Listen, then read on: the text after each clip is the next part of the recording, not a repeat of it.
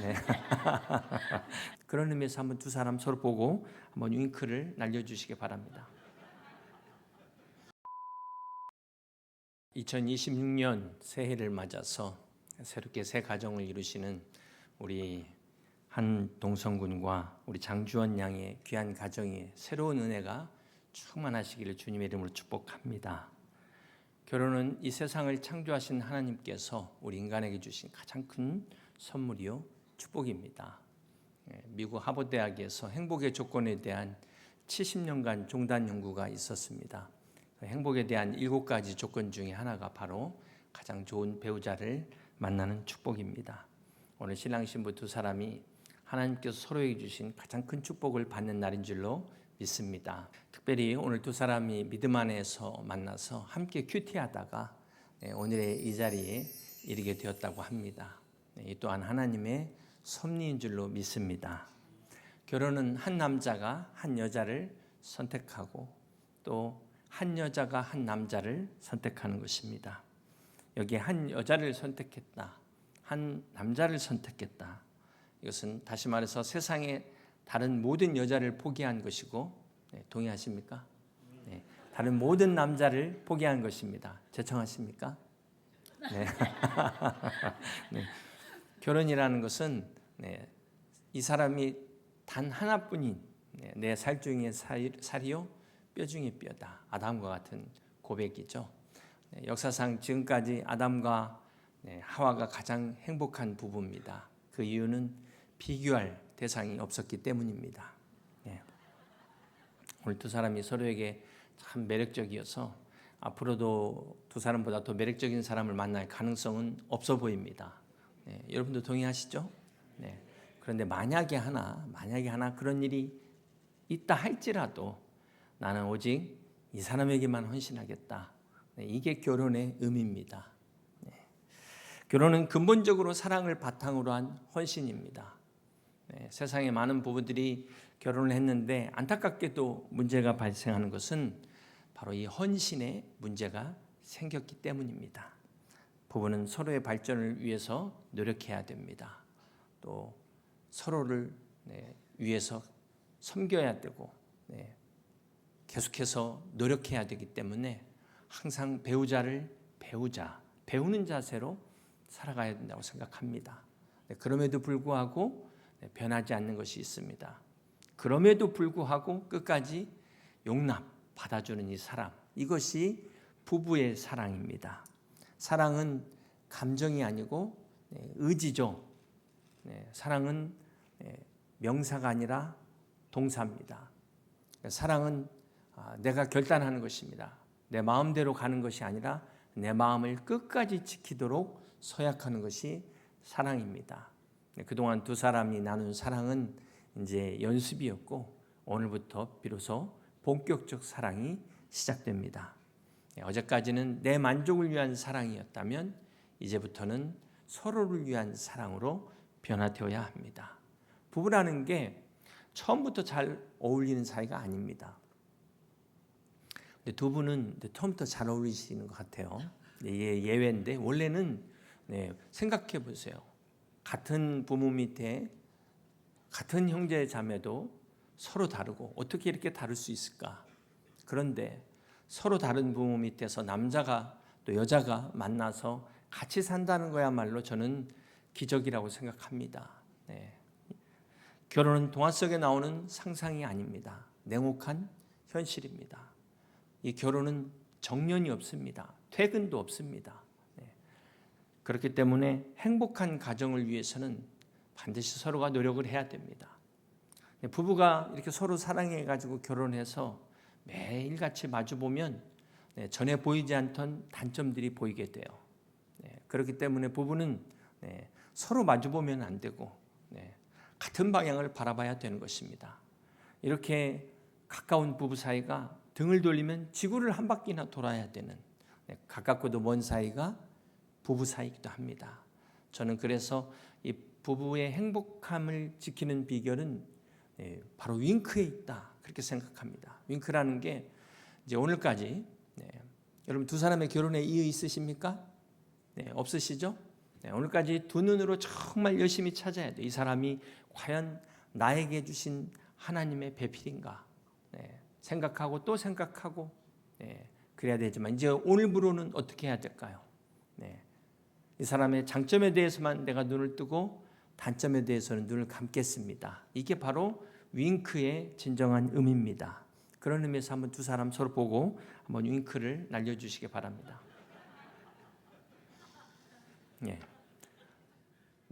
행복과 불행의 차이는 멀리 있지 않습니다. 상대방의 장점에 대해서 항상 칭찬해주고 단점에 대해서는 서로 돕는 배필로서 덮을 수 있는 그런 행복한 부부 되시기를 주님의 이름으로 축복합니다. 저는 오늘 두 사람의 행복한 결혼 생활을 위하여 하나님께서 말씀하신 에베소서 5장의 부부의 책임과 역할을 말씀드리려고 합니다. 먼저 에베소서 5장 22절에 아내들이여 자기 남편에게 복종하기를 주께 하듯 하라. 이는 남편이 아내의 머리됨이 그리스도께서 교회의 머리됨과 같음이니 그가 친히 몸의 구주시니라 말씀하셨습니다. 아내가 남편에게 복종하라. 기분이 나쁠 수 있겠는데요. 아내가 부족해서가 아닙니다. 아내가 하와의 죄 때문도 아닙니다. 천지를 창조하신 하나님께서 가정에도 질서를 세우셨습니다.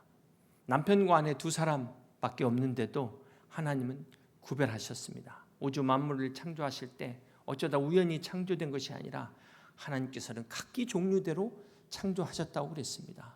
그 중에 인간을 가장 마지막 날에 가장 중요한 걸 마지막 순간에 창조하셨는데 그것도 하나님의 형상으로 창조하셨습니다. 남자와 여자로 창조하셨다는 것은 성적인 구별인데 이것은 인간이 불완전하다는 것을 의미합니다. 그렇기 때문에 하나님이 함께 하시는 가정이 돼야만이 비로소 완전한 행복한 가정을 이루게 되는 것입니다. 그럼에도 불구하고 하나님께서는 질서를 두셨다. 이거는 구별이지 결코 차별이 아닙니다. 하나님의 창조의 질서라는 것을 잊지 마시기 바랍니다. 그런 의미에서 우리 신부 장주원 양은 우리 동성 형제를 하나님께서 남편으로 주었다는 사실을 믿음으로 순종하시기를 바랍니다. 아멘.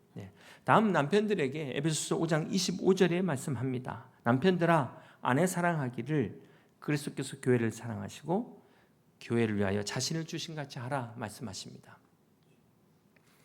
남편이 아내의 머리 된다. 이 또한 여러분 군림하라는 것이 아니고요.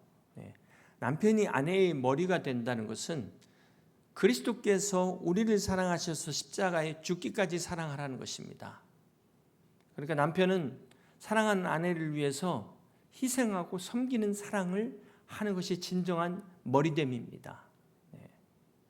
잊지 말아야 될 게 순종하는 아내를 위해서 남편은 죽어야 돼요.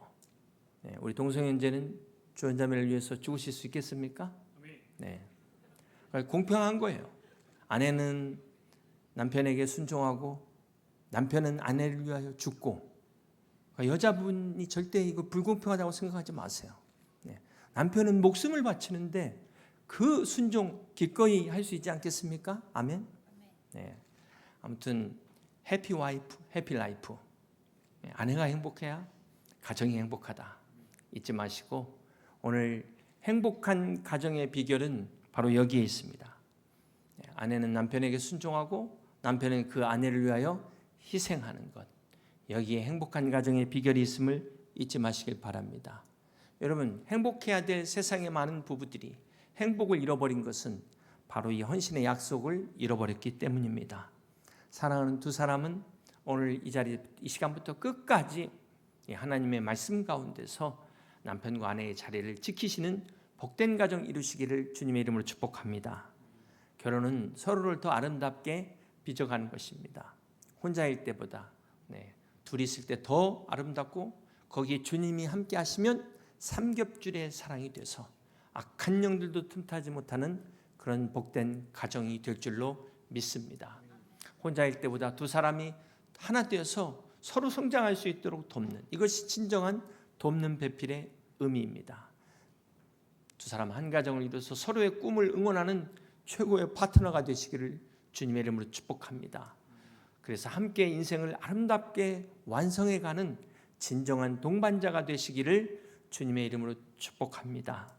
그러기 위해서 무엇보다도 주님이 함께 하시는 귀한 믿음의 가정 되셔서 이 가정을 통해서 하나님께서 불과 구름 기둥으로 인도해 주시고 기도할 때마다 반석에서 샘물 나는 기적과 같은 역사로 함께 하셔서 축복의 통로가 되는 귀한 믿음의 가정 이루시기를 주님의 이름으로 간절히 축원합니다. 마지막으로 신랑 신부에게 당부드리는 말씀은 사랑하는 두 사람은 부모님들께 꼭 효도하실 수 있기를 바랍니다. 성경은 내 부모를 공경하라. 이것이 약속 있는 첫 계명이라고 말씀하십니다. 이 약속 있는 첫 계명이라는 것은 십계명에서 십계명의 이 수직적인 하나님과 관계, 그 다음에 수평적인 인간의 관계에서 첫 번째로 주신 계명이 부모를 공경하라는 말씀입니다.